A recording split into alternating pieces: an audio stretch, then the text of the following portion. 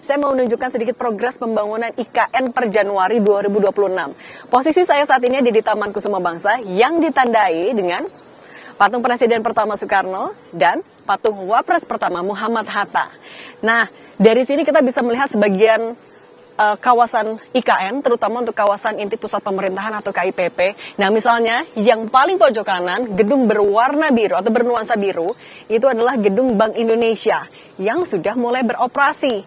Nah, kemudian di sampingnya ada beberapa bangunan yang tampak serupa, berwarna abu-abu, itu adalah kompleks kantor Kementerian Koordinator.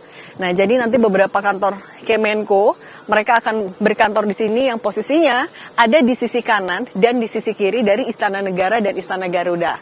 Kalau kita lurus ke depan, bisa langsung terlihat itu adalah Istana Negara dan Istana Garuda yang sudah pernah juga digunakan di era pemerintahannya Presiden ke-7 Joko Widodo dan Ma'ruf Amin untuk menggelar sidang kabinet paripurna. Kita ingat sebelum Presiden ke-7 Joko Widodo mengakhiri masa pemerintahannya, ia menggelar sidang kabinet paripurna terakhir pada September 2024.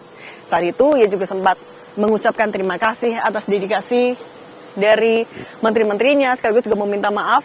Dan saat itu juga menjadi momen terakhir kali Presiden Prabowo Subianto saat itu masih menjabat sebagai Menteri Pertahanan sekaligus Presiden terpilih menghadiri atau datang ke IKN. Saat itu ia menunjukkan komitmennya kalau akan melanjutkan program dari Pak Jokowi termasuk juga IKN.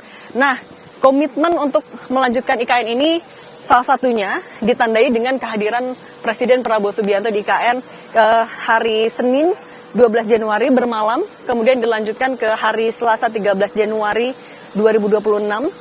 Selain itu juga komitmen ini juga sebenarnya bisa dilihat dari kepres yang sudah diteken oleh Presiden.